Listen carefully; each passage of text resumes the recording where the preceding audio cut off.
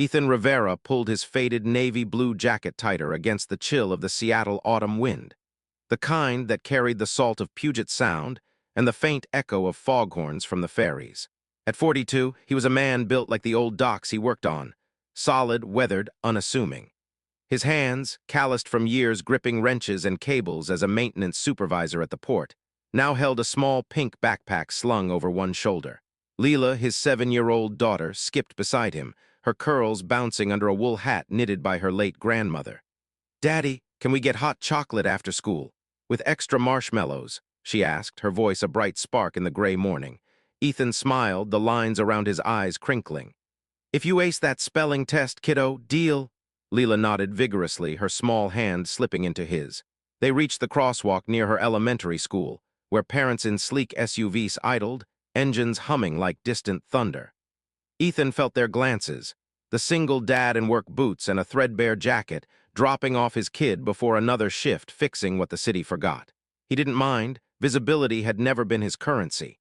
His life had been a quiet rhythm since Maria's death 5 years ago. Breast cancer had taken her fast, leaving him with Leela, a stack of medical bills, and a resolve forged in the fires of his Navy days. He'd served as a helicopter mechanic in the Pacific Fleet, deploying to hot zones where rotors churned dust and lives hung by hydraulic lines.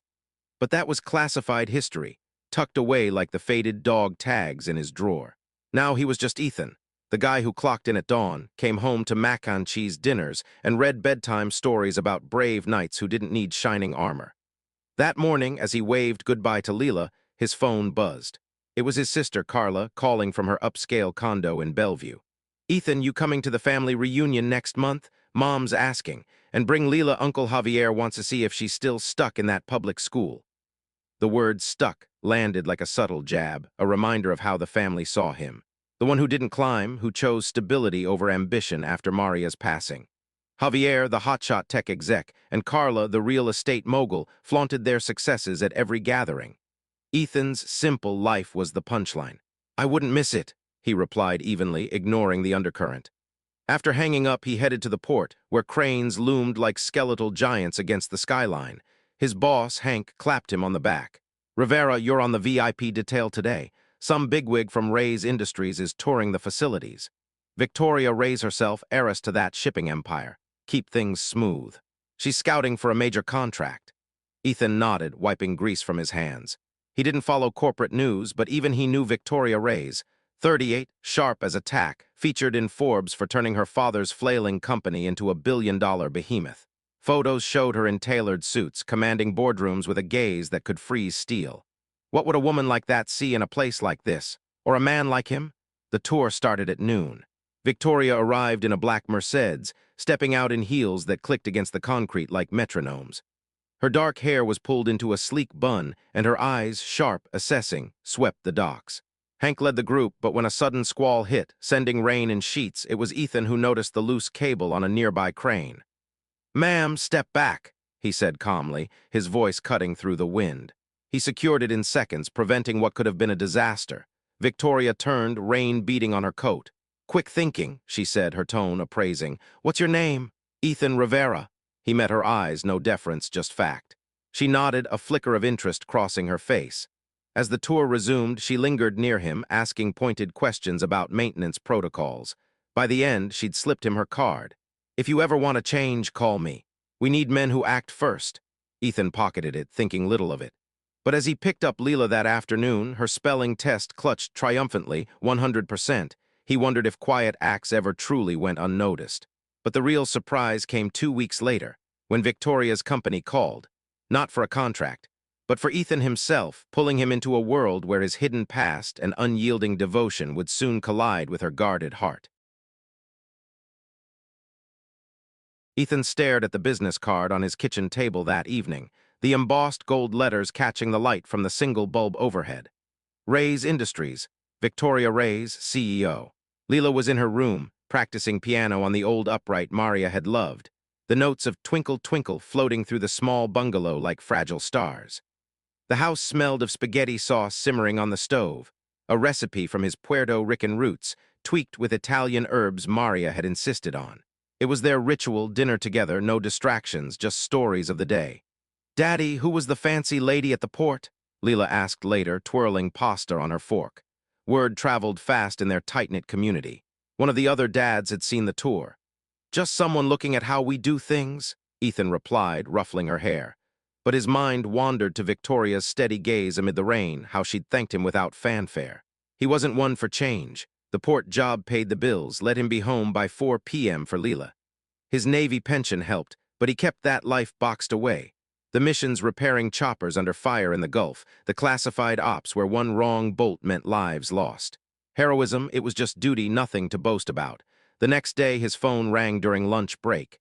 "Mr. Rivera, this is Victoria Reyes. I have a proposition." Her voice was crisp, like the snap of a flag in wind. She needed a consultant for a high-stakes project, upgrading her fleet's maintenance systems to prevent disasters like the one he'd averted. "It's short-term, but the pay is triple your current rate. And it's flexible, family comes first, right?" How did she know about Leela? A quick background check, probably. Ethan hesitated. "I'm flattered, ma'am, but I'm not looking to leave the port." "It's not leaving," she countered. "It's helping. Think about it." She hung up, leaving him with the echo of her confidence. He took the gig, starting with site visits to her warehouses. Victoria was a force, commanding meetings with precision, her ambition a shield against the old boys club that doubted a woman at the helm. But Ethan saw the cracks. Late nights, a strained smile when mentioning her estranged father, the way she gripped. Her coffee mug like an anchor when the boardroom pressure mounted. Ethan watched her during those first weeks, noting how she never raised her voice but could silence a room with a single arched brow. She reminded him of the old aircraft carriers, imposing on the surface, but built on layers of steel and sacrifice. Their interactions started professional. He'd arrive at her downtown headquarters at 7 a.m., blueprints spread across a conference table overlooking Elliott Bay, where container ships slid past like slow-moving continents. "Your maintenance logs show recurring hydraulic failures on the older fleet," he said one morning, pointing to a graph he'd sketched by hand. "It's not the parts, it's the training gaps. Crews are rushing because schedules are brutal." Victoria leaned forward, sleeves rolled up, revealing a thin silver bracelet etched with coordinates, something personal she never explained. "You're saying my people are the problem?" "No, ma'am, I'm saying the system is. Fix the rhythm, the rest follows." He spoke plainly, no polish, the way he'd once briefed pilots before night runs over hostile waters. She studied him for a long moment. "You don't sugarcoat. Never saw the point." That afternoon, she asked him to stay for lunch, catered sushi in her private office. Leela was at after-school art club, so Ethan accepted. Victoria ate sparingly, watching the ferries cut white wakes across the sound. "You have a daughter," she said. It wasn't a question. "Leela, 7, keeps me honest." Victoria's smile was small, almost wistful. "I never had time for that chapter, built the company instead." She set down her chopsticks. "My father always said family slows you down. Turns out he was half right." Ethan didn't push. He knew the weight of unspoken grief. Maria's absence still lived in the empty side of the bed, in the way Leela sometimes hugged him too tightly at night. "Family doesn't slow you," he said quietly. "It gives you something worth coming home to." She looked at him then, really looked, and something shifted, a crack in the armor. "Tell me about her." He did. The way Leela collected sea glass from Alki Beach, how she insisted on packing his lunch every morning. "Extra carrots so you stay strong, Daddy." The night she asked if Mommy could see the stars from heaven. Victoria listened without interruption, her usual sharpness softened by the late afternoon light slanting through the windows. When he finished, she said, "You're a good father, rare thing these days." "She's the good part," he replied. "I'm just trying not to mess it up." The project stretched into months. Ethan worked late some nights, but always left by 6 p.m. to make dinner. Victoria began texting him questions after hours, not work exactly. "Leela like jazz?" one read. He sent back a photo of Leela dancing to Ella Fitzgerald in the living room, socks sliding on hardwood. Victoria replied with a single emoji, a heart. His family noticed the change. At Sunday dinner with Carla and Javier, Carla teased, "Ethan's got a glow, new girlfriend." He laughed it off, but Javier's eyes narrowed.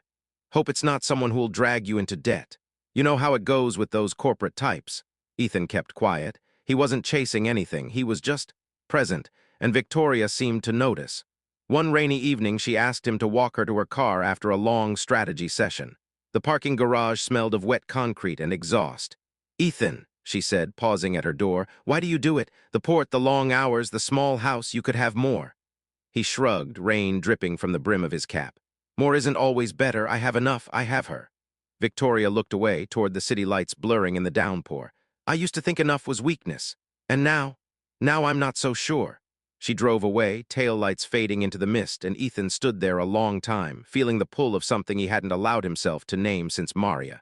But the real test came later, when a single phone call from his sister forced him to confront how deeply his quiet life was about to collide with Victoria's glittering world, and whether he could protect the one thing that mattered most without losing himself.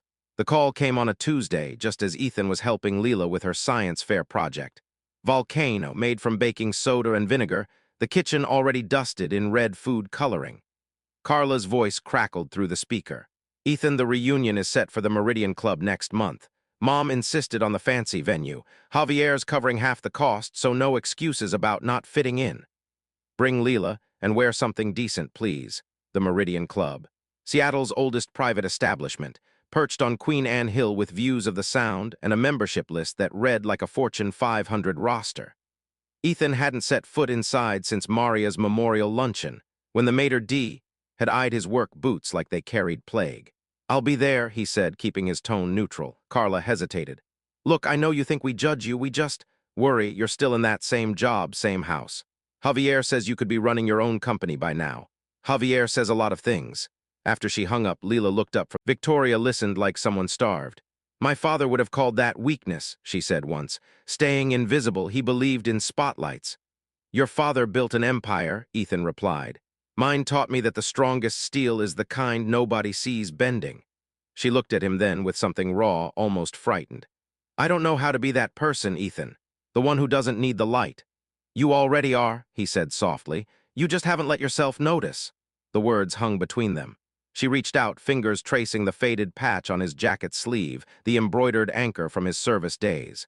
This jacket has more stories than half the people in my boardroom. It has stains, he corrected, smiling. Stories are what you make of the stains.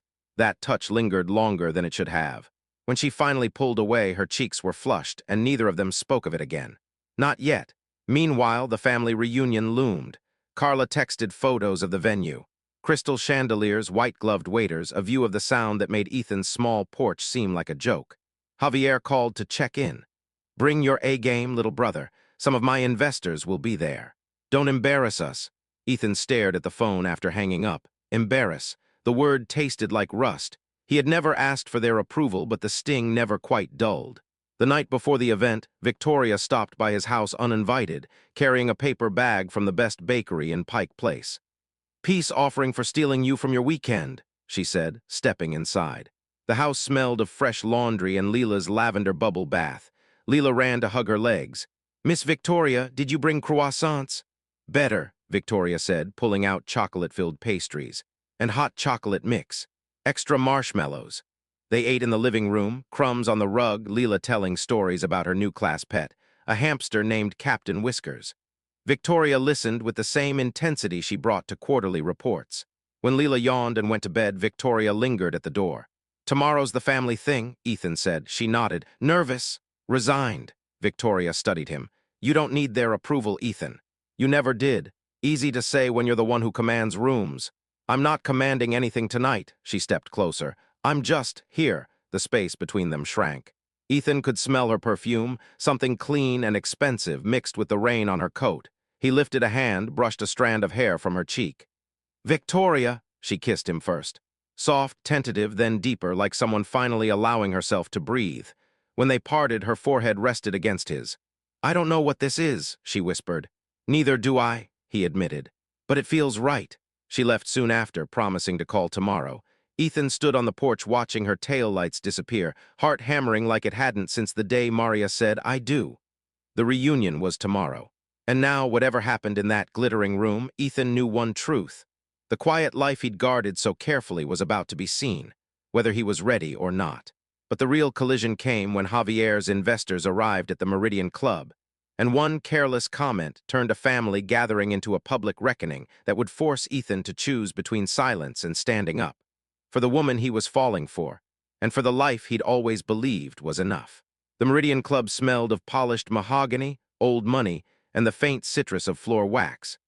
Ethan adjusted the collar of the navy blazer he'd bought secondhand, still sharp enough to pass, but nothing like the bespoke suits swirling around him. Leela clung to his hand, wide-eyed at the crystal chandeliers that dripped light like frozen rain. "It's like a castle, Daddy," she whispered. "Castles have dragons," he murmured back. "Stay close." Carla spotted them first, waving from a cluster near the bar. She wore a silk dress the color of champagne, her smile bright but practiced. "You made it. And look at you, Leela, such a little lady." She hugged them both, then leaned in to Ethan. "Javier's already working the room. Try to mingle, okay? Some of his partners are here, big names in tech and shipping." Ethan nodded, scanning the crowd. He recognized a few faces from the business pages: venture capitalists, port authority officials, even a city council member. Then he saw her. Victoria stood near the windows overlooking the sound, in a deep emerald gown that caught the light like sea glass. She was laughing at something Javier said, but her posture was stiff, shoulders squared as if bracing for impact. Their eyes met across the room. Surprise flickered over her face, then warmth, then something guarded. She excused herself and crossed to them. "Ethan," she said softly, "I didn't expect—" "Family reunion," he explained. "Didn't know you'd be here. Javier invited me. Said it was networking with a personal touch." Her gaze dropped to Leela. "Hello again, artist." Leela beamed and curtsied dramatically. "Hi, Miss Victoria, you look like a princess." Victoria knelt. "And you look like someone who could rule the kingdom." She glanced up at Ethan. "This is unexpected." Before he could respond, Javier appeared, clapping Ethan on the back too hard. "There he is, the port hero. Victoria, you know my little brother. He's the one keeping your ships afloat, apparently." Victoria smiled tightly. "We've been working together. Ethan's been invaluable." Javier laughed. "Invaluable, high praise. Come on, let's get you both drinks. Ethan, you still drink beer, right? None of that fancy scotch?" The jab landed softly, but Ethan felt it. He let it pass. The evening unfolded in waves. Small talk, toasts, Javier dominating conversations with stories of his latest funding round. Carla pulled Ethan aside near the dessert table. "He's just proud, you know. He wants you to succeed." "I am succeeding," Ethan said quietly. "In my way," Carla sighed. "Mom worries. She thinks you're still grieving Maria, that you're stuck." "I'm not stuck. I'm choosing." Across the room, Victoria was cornered by two of Javier's investors, older men in pinstripes, voices loud with wine. One of them, a silver-haired man named Harlan, gestured expansively. "Ray's Industries is impressive, Victoria, but let's be honest, shipping's a man's game. Your father's vision carried you this far. Time to let real players take the wheel." Victoria's jaw tightened. "My father's vision failed. I rebuilt it. Twice the revenue, half the debt." Harlan chuckled. "Numbers on paper, but when the next storm hits metaphorically or literally, you need experience, not ambition in heels." The other man laughed. Victoria's hand curled into a fist at her side. Ethan felt the shift in the air, the way the nearby conversations quieted, people sensing blood. He moved before he thought. Crossing the room in long strides, he stepped between Victoria and the men. "Gentlemen," he said, voice calm, carrying the same steady authority he'd used on carrier decks. "She's with me." Silence rippled outward. Harlan blinked. "Excuse me?" "Victoria Reyes is with me," Ethan repeated. No bluster, no threat, just fact. "And if you're questioning her experience, you're questioning mine. I've kept her fleet running through worse than storms. I've seen what real pressure looks like. Waves crashing over flight decks, lives on the line. She doesn't need your permission to lead. She earned it."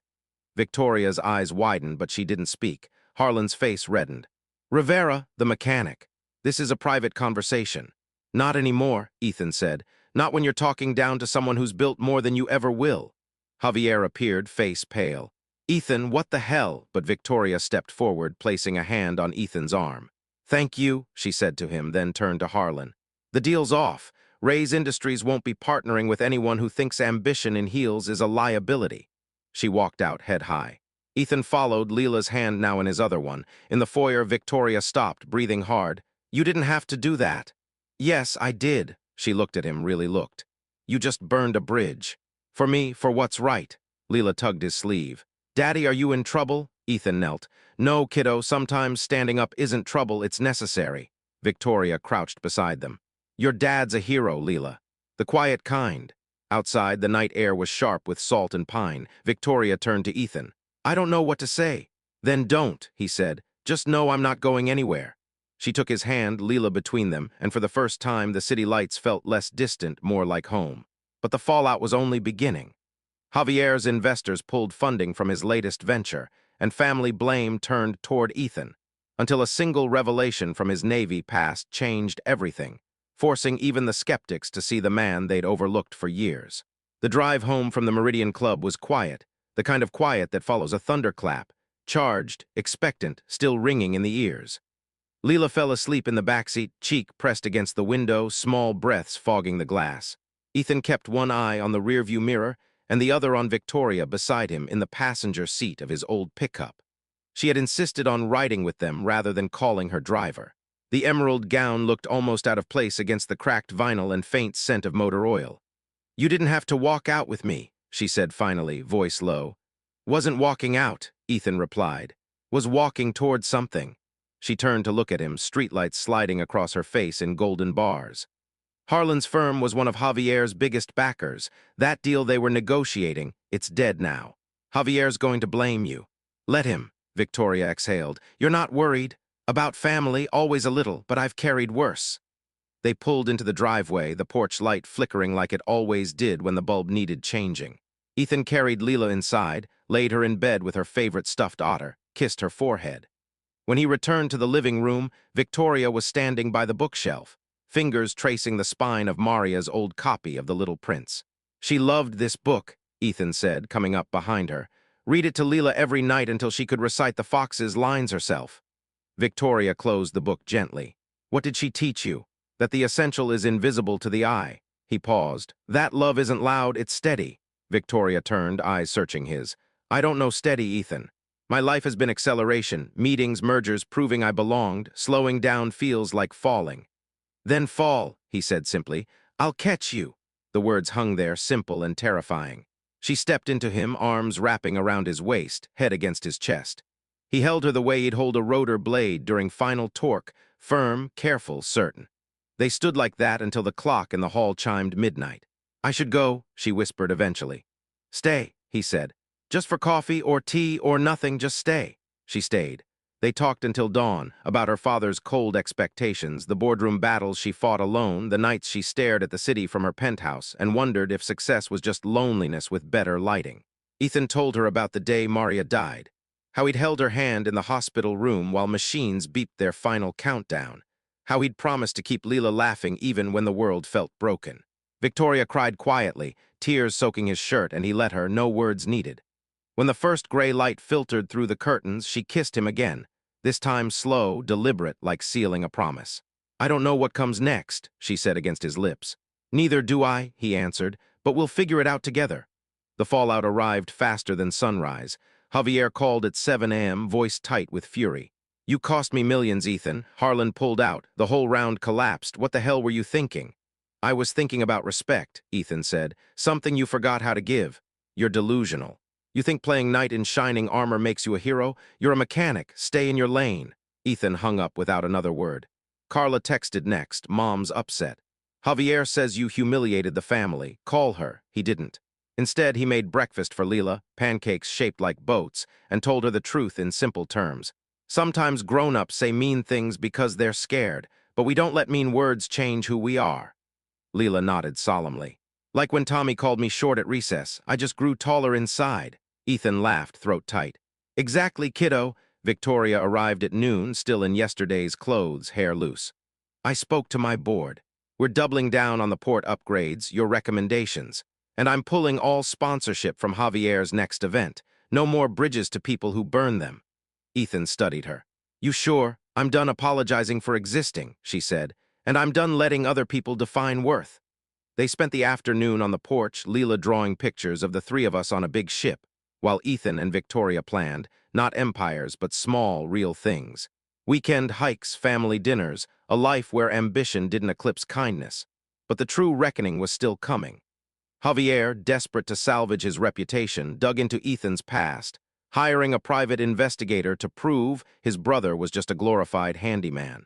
What he uncovered instead was a classified file that would force the entire family to confront the hero they'd mocked for years, and change every assumption they'd ever held about success. The email arrived on a Monday morning, subject line blank, sender an anonymous forwarding service. Ethan opened it at the kitchen table while Leela ate cereal, milk dripping from her spoon onto the comics section of the newspaper. The attachment was a single PDF, a declassified summary of Operation Silent Anchor, redacted but unmistakable.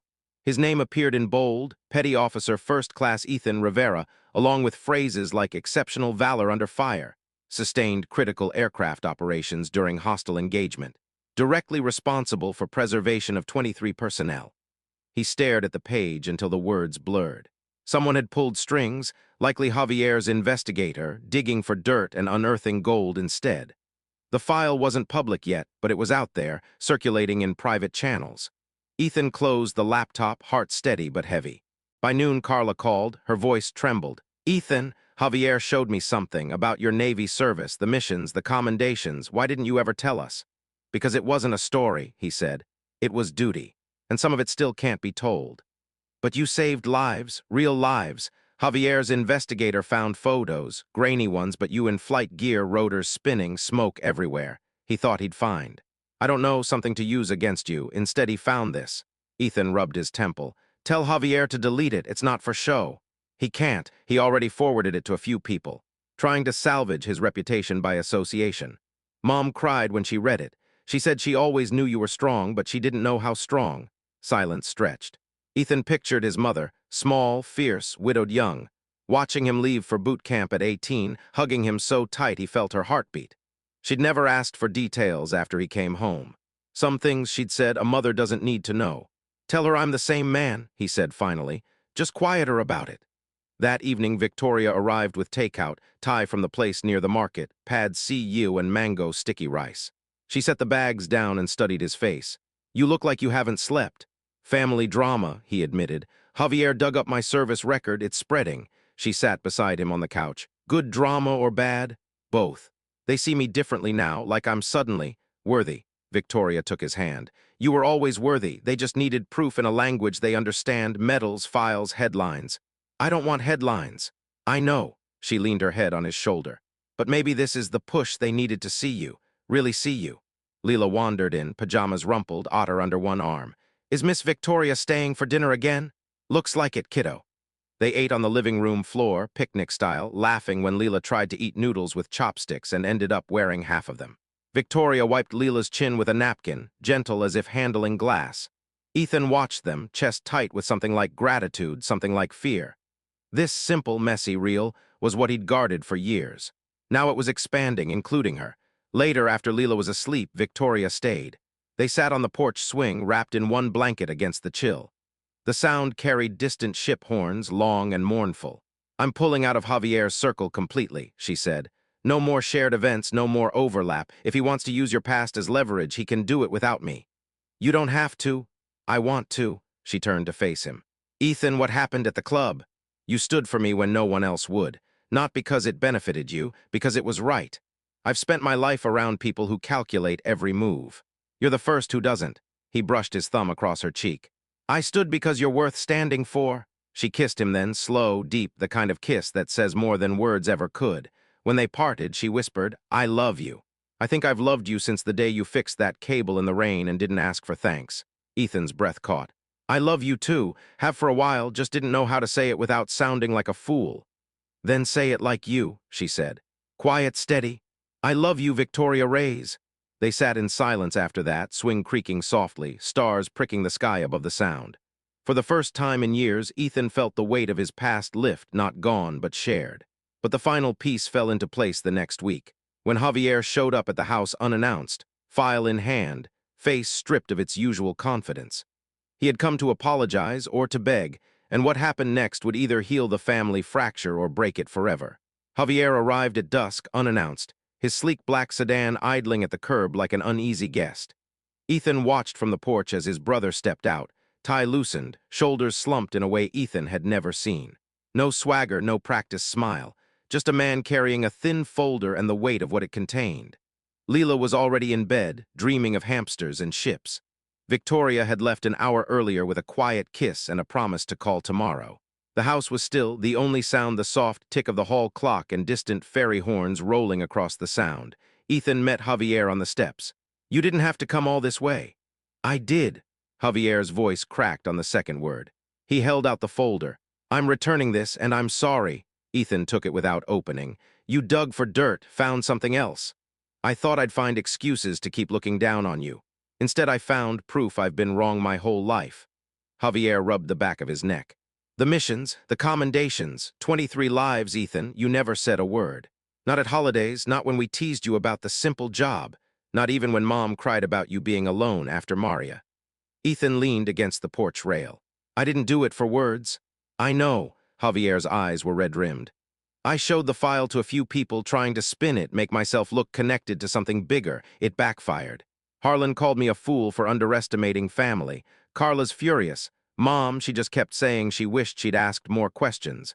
Ethan exhaled slowly. She doesn't need to. I'm still the same brother who fixed her car every summer, who brought her soup when she had the flu. The medals don't change that. They should have changed how we treated you. Javier looked away toward the darkening water. I lost the round because of what happened at the club. Investors pulled out. But that's not why I'm here. I'm here because I realized I've spent years measuring success in boardrooms and bank accounts. You measured it in people who came home safe, in a little girl who still believes the world is good because her dad shows up every day. Silence settled between them, thick but not hostile. Ethan finally spoke. You're not a bad man, Javier, just lost the thread for a while. Javier gave a small, broken laugh. I'm trying to find it again, starting with this. He pulled an envelope from his pocket. It's a check, not charity. A repayment for every time I made you feel small. Use it for Leela's college or fix the roof or whatever you want. And if you won't take it for you, take it because I need to give it. Ethan looked at the envelope, then back at his brother. I don't need the money. I know, but I need you to have it so I can start being the brother you deserved. Ethan took the envelope, not for the amount inside, but for the gesture. Come inside. Coffee's still hot. They sat at the kitchen table, mugs steaming, talking. Not about deals or investments, but about childhood summers on the Sound, about Maria's laugh, about how Javier had cried when his first startup failed and never told anyone. For the first time in decades, the conversation had no score to keep. When Javier left, the night felt lighter. Ethan stood on the porch a long time, listening to the water, feeling the old fractures begin to knit. Months passed in quiet revolution. Victoria moved some things into the bungalow, books on the shelves, a coat on the hook, her presence woven into daily life like new thread in old fabric. Leela called her Tori now, and the three of them built routines. Saturday markets at Pike Place, Sunday hikes in Discovery Park, evenings reading on the couch with Leela between them. Javier started showing up too, not often, but enough. He brought Leela ice cream, helped Ethan patch the roof badly but earnestly, and once, quietly, thanked Victoria for giving his brother the space to be seen. One crisp autumn evening, the three of them walked to Alki Beach.